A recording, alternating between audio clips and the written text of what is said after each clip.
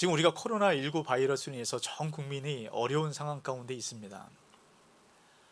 어떻게 보면 우리 한국 교회에 처음으로 벌어지는 이 역사적 상황인 것 같아요. 그럼 이때 많은 교회들이 온라인을 통해서 가정 안에서 예배를 드리고 있습니다. 이 가정의 예배로 우리가 형식을 전환해서 예배를 드리고 있는 겁니다. 이런 우리가 왜 이렇게까지 해가면서 이렇게 예배를 드리고 있습니까? 이런 그것은 이 코로나19가 변곡점을 만들기 위해서 우리가 애를 쓰는 겁니다.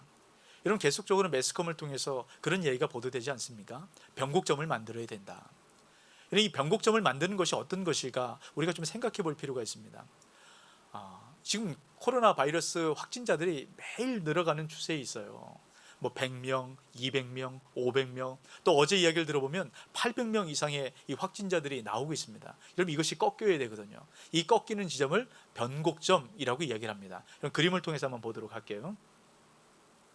네, 이 그림을 보면 이 볼록해는 지점에서 오목하게 바뀌는 지점, 또 오목한 지점에서 볼록하게 바뀌는 이 지점을 변곡점이라고 이야기를 합니다. 이 변곡점이 되면 이제 증상이 완화가 되는 거예요. 이제 800명이었던 시점이 다시 500명, 200명, 100명 이렇게 줄어드는 시점을 변곡점이라고 얘기합니다. 이런 변곡점이 된다고 이 당장 멈추는 게 아닙니다. 변곡점이 지나고 임계점이 이뤄야 이제 꺾어지는 추세가 돼요. 근데 변곡점에 이르렀다는 것은 어떤 것을 의미하냐면 이것이 멈춰지겠다, 이것이 바뀌어지겠다, 이것이 회복하게 되겠다, 이런 희망적인 소망을 우리에게 주게 되는 겁니다. 그래서 우리가 이런 변곡점을 만들기 위해서 이렇게 예배의 형식을 바꿔가면서 애를 쓰고 있는 겁니다. 여러분, 이 나라를 위해서 또 코로나 바이러스가 진정될 수 있도록 이런 그렇게 가정에서 기도해 주시고 애써 주시길 부탁드리도록 하겠습니다. 근데 이 변곡점을 만들어낸다는 것은요, 우리 인생에 있어서도 아주 중요한 의미를 갖고 있습니다. 우리가 지금 야곱에 대해서 계속 살펴보고 있죠. 오늘은 창세기를 마지막으로 살펴보는 이런 시간입니다. 그래서 우리 야곱의 전체 인생을 한번 돌아보았으면 좋겠어요. 야곱의 인생을 이렇게 그래프로 우리가 표현을 해볼 수 있을 것 같습니다. 야곱의 인생을 보면 이런 그래프로 우리가 그릴 수 있을 것 같아요. 야곱의 인생에 이 빨간 원을 중심으로 전과 후가 나눠집니다. 여러분, 이 빨간 원이 주님을 만났던 그 시점입니다. 여러분, 그 주님을 만나기 이전에 이 시점을 돌아보면 어떻습니까? 야곱의 인생에 굴곡이 있어요. 뭔가 잘 나가는 것 같고 회복되는 것 같고 잘 풀리는 것 같은 이런 그런 시점이 이를 때가 있습니다. 근데 결국 방향성이 어떻습니까? 바닥으로 떨어지게 되는 거예요. 아무리 애를 쓰고 노력해도 안 됩니다. 근데 하나님을 만나고 난 이후에는 어떻습니까? 완전히 바뀌어져 가는 거예요. 여러분, 야곱이 형과 에서를 속여서 장자권을 빼앗고 축복을 갈취하게 됩니다. 여러분, 그래도 결국 어떻게 됩니까? 이 방향성이 바뀌기 전에, 하나님을 만나기 전에는 인생이 바닥을 칠 수밖에 없습니다. 그런데 하나님을 만나고 난 이후에는 어떻게 됩니까? 인생이 상승곡선을 그려지게 되는 거예요. 그래서 우리가 이 전환점을 좀 주목해서 살펴볼 필요가 있습니다. 이 전환점을 확대해 보면 이렇게 우리가 그래프를 그릴 수 있을 것 같아요. 이 볼록했던 시점, 야곱의 인생이 뭔가 바닥을 치다가 이것이 바뀌어지는 이 지점을 제가 변곡점이라고 말씀을 드렸어요. 이 변곡점의 시점을 창세기 28장의 베델 사건이라고 우리가 볼 수 있습니다. 이런 베델 사건은 어떤 것입니까? 야곱이 형을 피해서 도망갑니다. 외삼촌에게 도망가죠. 이제 도망을 가다가 황량한 광야 가운데 머물게 됩니다. 돌 하나를 꺼내다가 머리에 베고 자게 되죠. 여러분, 그때 하나님께서 야곱을 찾아가셨습니다. 야곱이 이렇게 말씀하세요. 내가 다시 베델에 돌아오기까지 너를 지키고 보호하고 함께할 것이다 라고 말씀을 합니다. 내가 너를 절대로 떠나지 않을 것이다 라고 야곱에게 축복을 주십니다. 여러분, 이 축복처럼요, 야곱은 20년 동안 라반과 함께 있으면서 많은 어려움을 당했습니다. 그럼에도 불구하고 하나님께서 함께 하심의 축복을 통해서 놀라운 은혜를 경험하게 됩니다. 그리고 20년이 지나서 고향으로 돌아가게 되죠. 또 고향으로 돌아가는 이 시점 가운데 어려움이 있습니다. 에서가 문제가 되는 거예요. 여전히 자기를 죽이려고 기다린 에서, 어떻게 하겠습니까? 불안한 겁니다. 두려운 거예요. 그때 하나님께서 다시 한번 야곱을 찾아가십니다. 이때가 바로 우리가 지난주에 함께 말씀을 나눴던 창세기 32장의 말씀입니다. 여러분, 창세기 32장을 통해서 야곱이 하나님과 씨름을 하게 됩니다. 여러분, 이 씨름을 통해서 할아버지의 하나님이 아니라, 아버지의 하나님이 아니라 나의 하나님을 만나게 됩니다. 자기의 하나님을 만나게 되죠. 자기의 하나님을 만나는 이 순간 야곱의 인생이 완전히 바뀌어지게 되는 인생의 전환점을 경험하게 됩니다. 우리도 마찬가지입니다. 우리 각 가정에서 예배를 드리는 우리 모든 성도님들 가운데 이 은혜가 임하길 소망합니다. 오늘 예배하는 가정, 이 가정 가운데 하나님께서 함께 하셔서 나의 하나님 만나는 이 시간 되시길 주의 이름으로 축복합니다. 아멘. 이런 우리가 나의 하나님을 만났어요. 야곱이 자기 하나님을 만났습니다. 그러면 야곱의 인생이 어떻게 바뀌어야 될까요? 인생이 계속적인 상승 곡선을 그리며 여러분 그렇게 살아가야 되지 않겠습니까? 정말 그런 것처럼 보입니다. 20년 동안 풀리지 않았던 이 형과의 관계가 한순간에 해결이 돼요. 정말 기적적인 방법으로 해결이 되는 것을 보게 됩니다. 하나님께서 함께 하셨죠. 또 야곱은 정말 편안하고 안정된 가나안 땅의 세겜이란 땅에 머물게 됩니다. 가족들과 모두가 편안하게 그 만족스러운 삶을 살아가게 돼요. 그렇게 10년이 흘러갑니다. 근데 이 10년째에 야곱의 인생 가운데 또 다른 굴곡의 사건이 발생을 하게 됩니다. 여러분 야곱의 인생을 다시 한번 그래프로 보면 여러분 이런 야곱의 인생의 굴곡을 발견하게 됩니다. 이 하나님을 만남을 통해서 이 그래프의 완전한 전환점을 이루게 되죠. 여러분 오른쪽을 보면 상승 곡선을 그리고 있어요. 그럼에도 불구하고 중간중간 굴곡을 만나게 됩니다. 여러분 이것이 우리 사람의 인생인 것 같아요. 그런데 어떻습니까? 하나님을 만나기 전과 그 이후의 삶은 완전히 다른 겁니다. 하나님을 만난 그 이후에는 굴곡이 있다 할지라도 그 인생을 주님께서 다시 한번 하늘 높은 곳으로 끌어당기신다는 것, 여러분 이것이 하나님께서 행하시는 은혜예요. 우리도 마찬가지입니다. 우리 인생을 돌아보면 예수님을 만나기 전과 만난 후의 삶을 한번 보십시오. 똑같이 굴곡이 있어요. 똑같이 어려운 일들이 있습니다. 그런데 예수님을 만난 그 이후의 삶은 완전히 다르다는 겁니다. 이럼 어떻게 다를까요? 주님께서 절대로 우리를 그 굴곡 가운데 고난 가운데 그대로 내버려 두지 않는다는 겁니다. 다시 우리를 일으켜 세우신다는 거예요. 이것이 복음의 능력이고 은혜입니다. 이런 우리는 이런 복음 가운데 살아가는 거예요. 우리가 다시 한번 야곱의 인생을 통해서 이 복음의 능력과 은혜를 마음 가운데 새기시길 주 이름으로 축복합니다. 여러분 그런데 우리가 이 야곱의 인생을 통해서 다시 한번 생각해 볼 것이 있습니다. 하나님을 만나서 인생의 전환점을 경험했습니다. 그러면 굴곡 없이 살아가야죠. 왜 인생에 다시 굴곡이 찾아왔을까? 이것을 우리가 주의 깊게 살펴볼 필요가 있어요. 야곱은 야복 강가에서 하나님과 씨름함을 통해서 하나님을 만나게 되죠. 그래서 인생의 전환점을 경험하게 됩니다. 여러분 그러면 야곱이 돌아가야 될 곳이 어딜까요? 야곱이 돌아가야 될 곳은 베델입니다. 하나님께서 베델로 돌아오라고 말씀하셨고 야곱은 베델로 돌아가겠다고 약속을 했습니다. 근데 지금 야곱이 머물러 있는 곳이 어딜까요? 세겜이에요. 이 세겜은 가나안 땅의 우상의 문화가 가득한 곳입니다. 탐욕이 가득한 곳이에요. 힘의 논리가 지배하는 곳, 여러분 이것이 바로 세겜입니다. 여러분 사람은 시간과 공간의 영향을 받으며 살아가게 됩니다. 우리가 어떤 장소에서 어떤 사람들과 어떤 시간을 함께 보내는가, 우리가 무엇을 듣고 무엇을 보는가, 이거에 따라서 우리 인생에 영향을 받게 됩니다. 우리 인생이 달라지게 되는 거예요. 야곱의 인생 가운데 왜 굴곡이 찾아왔을까요? 그 이유는 분명합니다. 야곱의 인생 가운데 베델이 아니라 세겜에 머물렀기 때문이에요. 여러분 하나님께서 야곱에게 베델로 가라고 말씀하셨습니다. 근데 야곱은 지금 세겜에 머물러 있어요. 여러분 이 영향이 얼마나 심각하고 여러분 야곱 가정에 심각한 문제를 만들어내는지 모릅니다. 여러분 창세기 34장 말씀 가운데 보면 야곱 인생의 굴곡을 만들어낸 이 사건을 이야기를 하고 있어요. 야곱의 하나밖에 없는 외동딸 디나가 세겜 땅에 있는 다른 소녀들을 만나기 위해서 나갑니다. 여러분 그러다가요 세겜 땅에 있었던 이 추장에게 유린을 당하게 돼요. 강간을 당하게 됩니다. 여러분 가정에 만약에 이런 일이 닥친다면 얼마나 우리 가슴이 아프겠습니까? 여러분 믿음의 가정 안에 왜 이런 일이 생겼을까요? 여러분 그 이유는 분명합니다. 1차적인 책임은 야곱에게 있어요. 여러분 창세기 34장 1절 말씀을 한번 보세요. 레아가 야곱에게 낳은 딸 디나가 그 땅의 딸들을 보러 나갔더니, 지금 디나가 보러 나갔다라고 얘기합니다. 여기서 보러 나갔다라는 것은요, 단순히 이 궁금증 때문에 그 땅을 구경하러 호기심으로 나간 것이 아니에요. 즐기러 나갔다라는 의미가 이 말씀 가운데 있습니다. 지금 디나는 그 땅을 즐기러 나가요. 여러분, 당시에 결혼 적령기가 되었던 이 소녀들은 낯선 곳에 혼자 갈 수가 없습니다. 반드시 보호자가 함께 있어야 돼요. 근데 지금 디나의 모습을 보면 어떻습니까? 전혀 그런 모습이 없습니다. 여러분, 그것이 어떤 의미일까요? 디나에게 있어서 이 세겜 땅은 낯선 곳이 아닙니다. 아주 익숙한 곳이에요. 어렸을 때 그 땅에 들어가서 이제 10년 정도의 시간이 지났을 때입니다. 10년 동안 세겜의 우상 문화와 세겜의 탐욕의 문화, 여러분, 이것을 익숙하게 몸 가운데 누리며 살았던 이런 그 사람이 바로 야곱의 가족들입니다. 여러분, 야곱이 이 자녀들에게 구별됨의 훈련을 시켰어야 돼요. 여러분, 아브람과 이삭을 보십시오.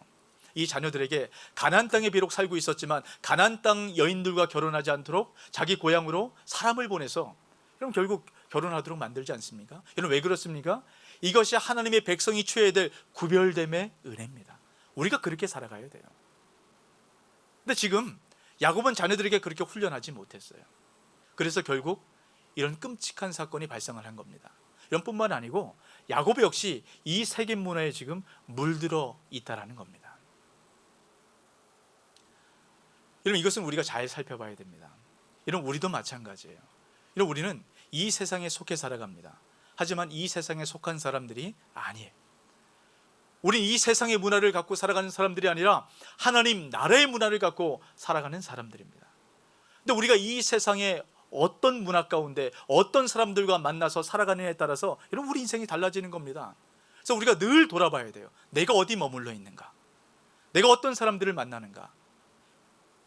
우리가 생각하며 살지 않으면 우리가 사는 대로 생각하게 됩니다.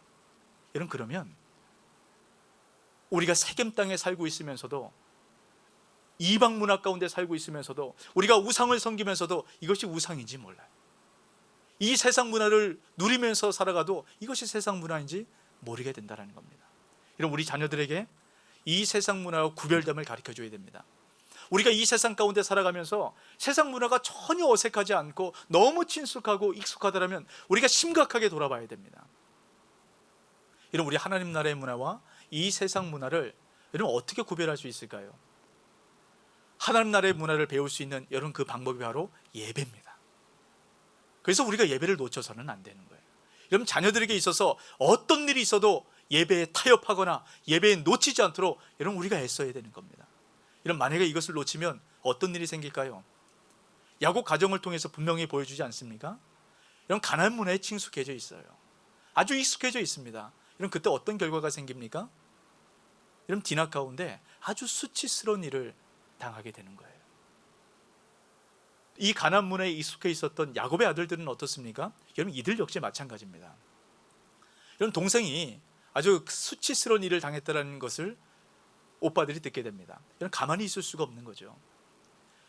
그래서 이 디나와 청혼을 하겠다는 이 주장을 속입니다. 아주 교묘한 속임수를 써서 세겜에 있었던 모든 남성들을 다 학살합니다.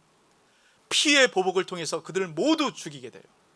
그리고 그들이 갖고 있었던 재산과 그 모든 짐승들을 다 약탈했습니다. 그 부녀자들을 사로잡아 왔어요. 여러분, 세겜 사람들과 다를 게 무엇입니까? 여러분, 이것이 바로 가나안에 물들어 있었던 여러분, 그 특징입니다. 지금 야곱의 아들들에게 나타나는 거예요. 여러분, 이 소식을 들었던 여러분, 야곱의 반응을 보십시오. 아들들을 불러옵니다. 너희가 도대체 왜 그랬느냐라고 책망을 해요. 근데 이 책망이 이 잘못된 이 세상 문화를 따라 행동했던 그들의 잘못을 책망하는 것이 아닙니다. 왜 너희들의 행동을 통해서 나에게 피해를 주느냐?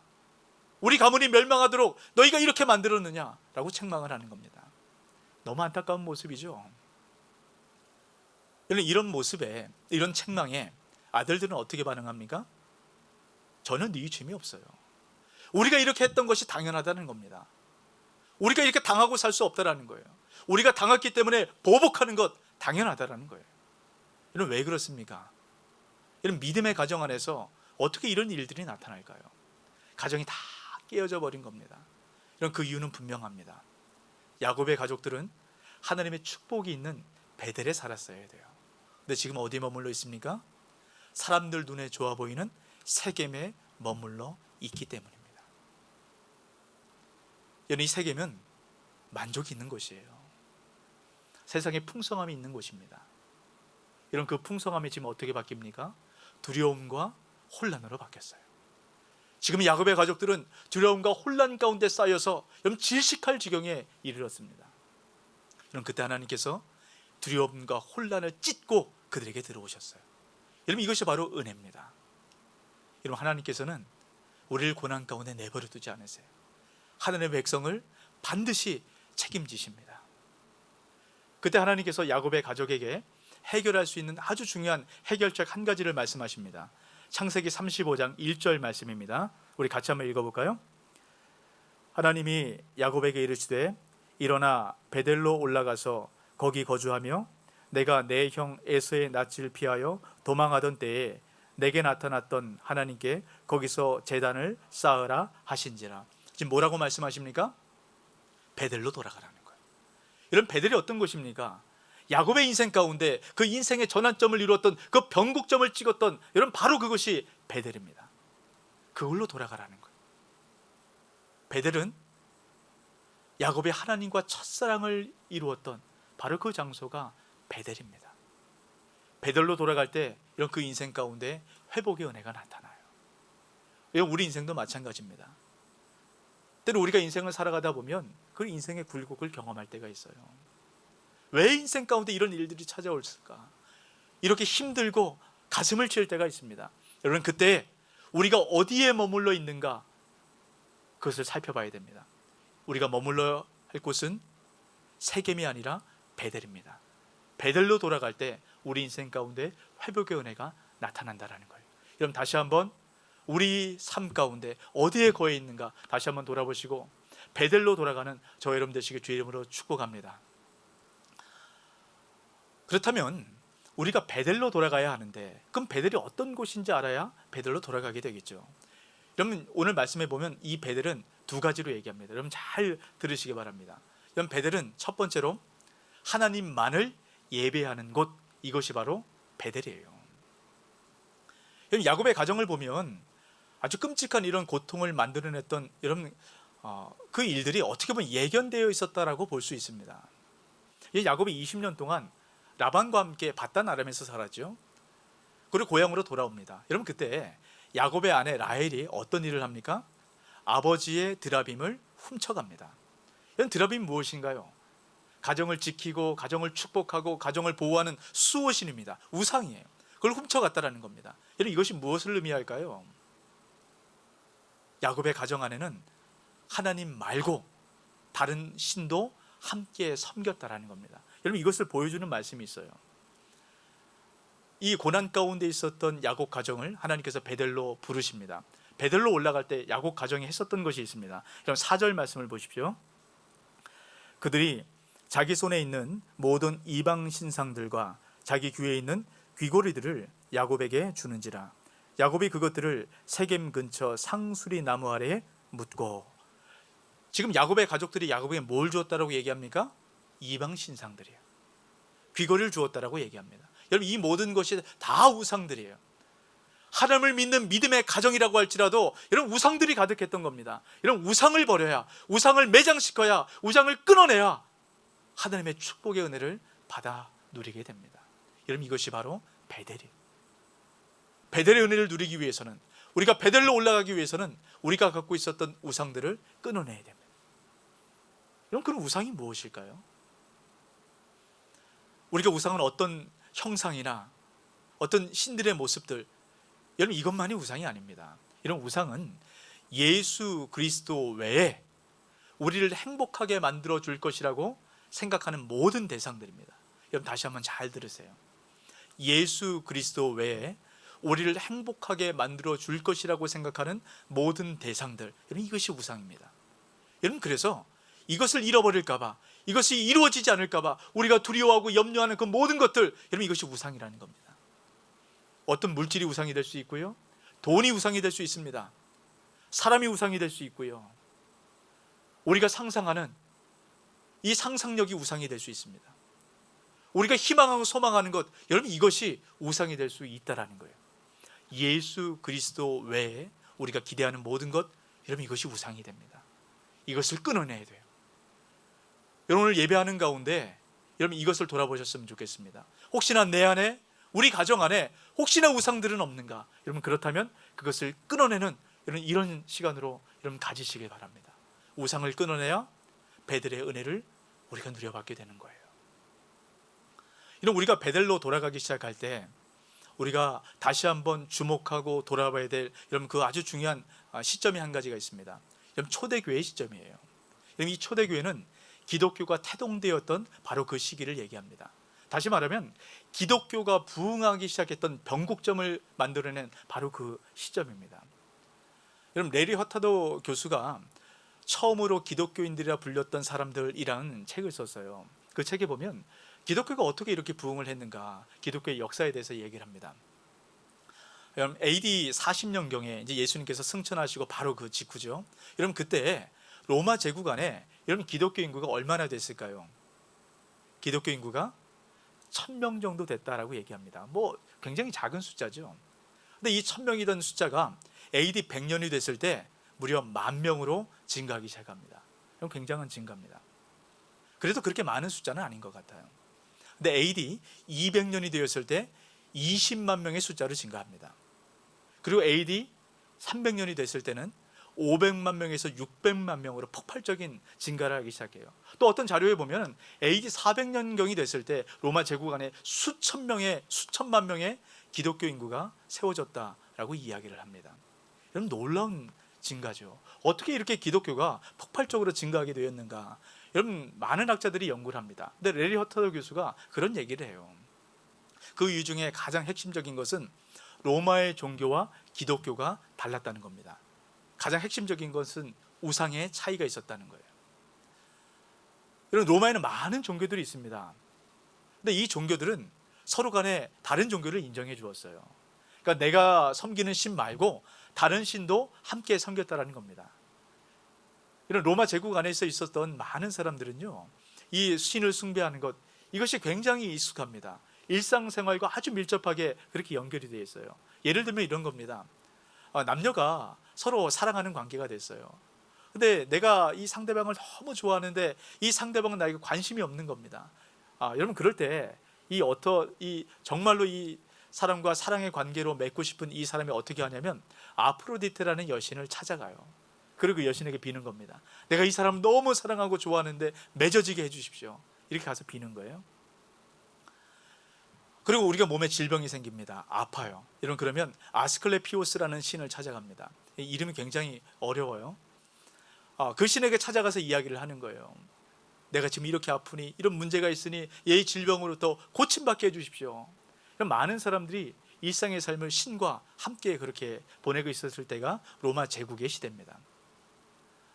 여러분 가정에서도 마찬가지예요. 모든 가정마다 수호신을 갖고 있었습니다. 그러니까 이 수호신 앞에 가정이 평안하고 또 가정이 화목할 수 있도록 모든 식구들이 모여서 함께 예배를 드렸어요. 도시에도 마찬가지예요. 이 도시 안에 화재나 전쟁이나 이런 재난이 닥치지 않도록, 이런 전염병이 생기지 않도록 함께 모여서 그 신을 숭배했습니다. 여러분 이렇게 신을 섬기고 우상과 아주 익숙한 이 문화 가운데 내가 이 신을 숭배하는 의식에 참여하지 않는다라는 것, 여러분 이것이 어떤 것일까요? 이거는 가정을 깨트리는 겁니다.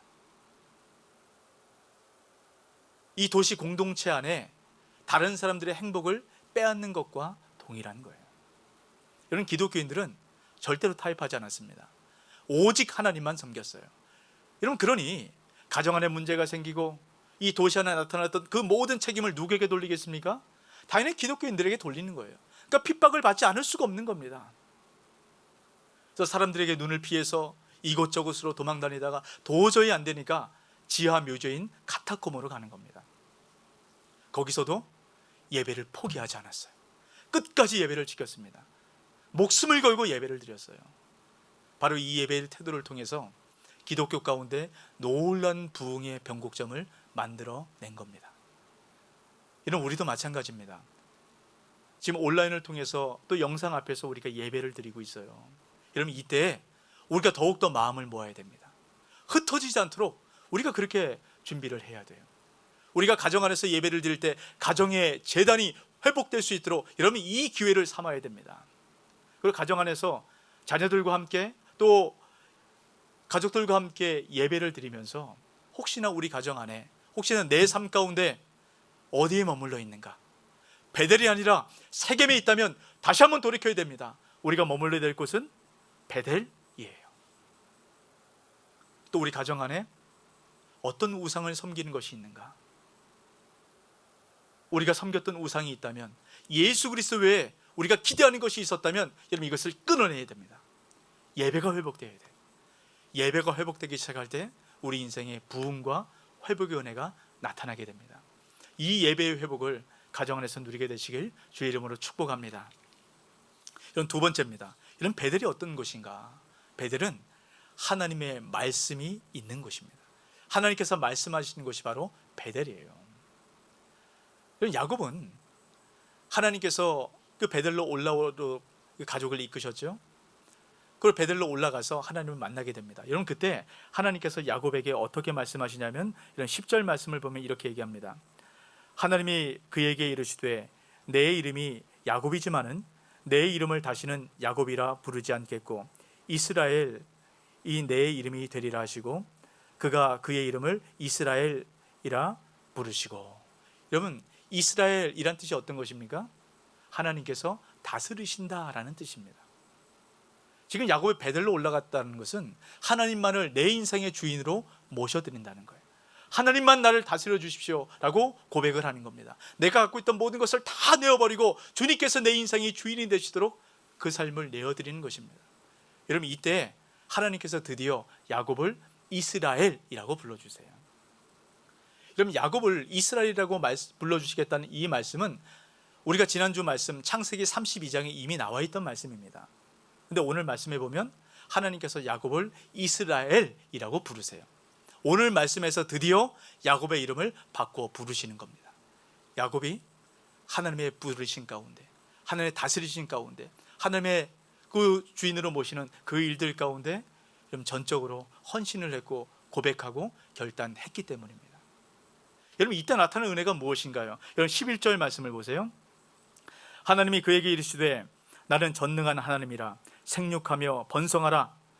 한 백성과 백성들의 총회가 내게서 나오고 왕들이 내 허리에서 나오리라. 이런 12절입니다.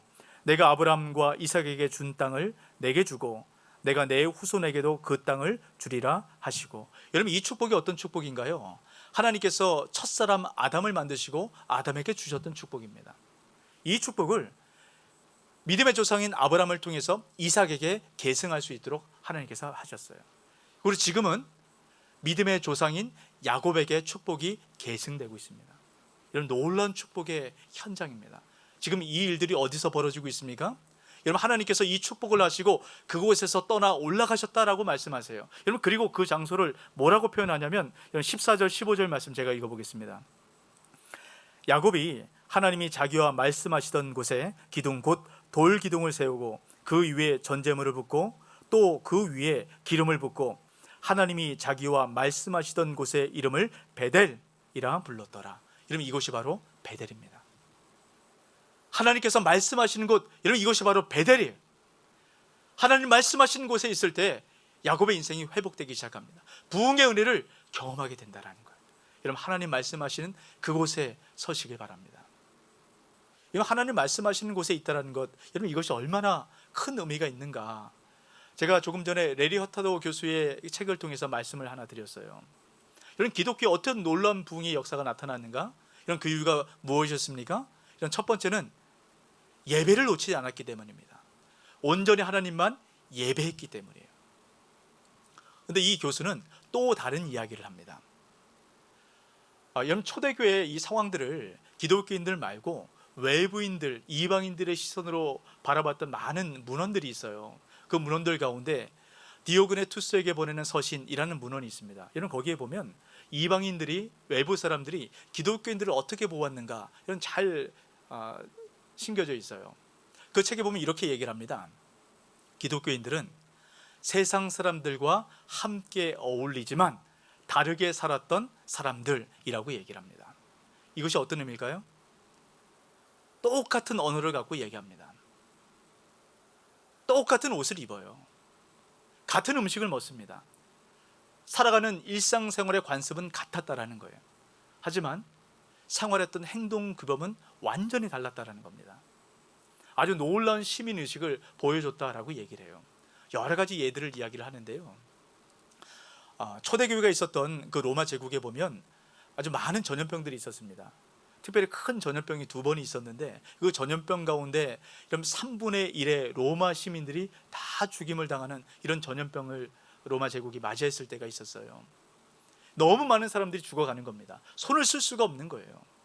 많은 사람들이 시체가 되어서 밖에 널브러져 있습니다. 근데 아무도 이 시체를 치울 수가 없는 겁니다. 이유는 간단해요. 이 시체를 치우다가 전염병에 옮기 때문입니다. 아무도 손을 못 댑니다. 어떻게 될까요? 온 도시가 시체로 가득한 거예요. 시체 썩는 냄새가 이 도시를 덮어버렸습니다. 더 많은 사람들이 전염병에 걸리기 시작해요. 그런데 이때 어느 순간인가부터 검은 옷을 입고 검은 두건을 썼던 어떤 사람들이 밤을 틈타서 이 시체를 치우기 시작합니다. 사람들이 깜짝 놀라는 거예요. 분명히 밤에 시체가 가득했는데 아침이 돼서 나와보니까 깨끗한 겁니다.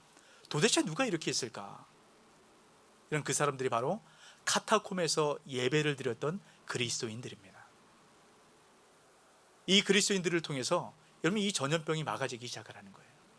아무도 하지 않았던 일들을 이들이 목숨을 걸고 하기 시작합니다. 여러분 어떻게 이것이 가능할까요? 여러분 이들이 도대체 누굽니까? 여러분 카타콤에 있었던 사람들을 박해에 있었던 원수 같은 사람들 아닙니까? 이 사람들을 위해서 지금 그 일을 했다는 거예요. 여러분 이 사건을 통해서 기독교가 공식적으로 로마 제국의 종교로 인정을 받는 그런 계기가 되었다라고 이야기를 합니다. 어떻게 그럴 수 있었을까? 그럼 제가 로마에는 아주 많은 종교들이 있다라고 말씀을 드렸어요. 근데 이 종교들마다 추구하는 것이 있습니다. 공통적으로 추구하는 것은 나의 유익이에요. 다른 사람들을 돌아보지 않습니다. 다시 말하면 윤리적 의식이 하나도 없었습니다. 누구도 그렇게 생각하지 않았어요. 근데 유독 기독교만 다른 겁니다. 어떻게 다른 사람들을 도와줄 수 있을까? 우리가 어떻게 살아가야 될까? 그 구체적인 행동 지침, 올바로 살아가는 지침들을 기독교에서는 주었다라는 겁니다. 그럼 어떤 차이가 다른 종교들과 기독교에 있었을까요?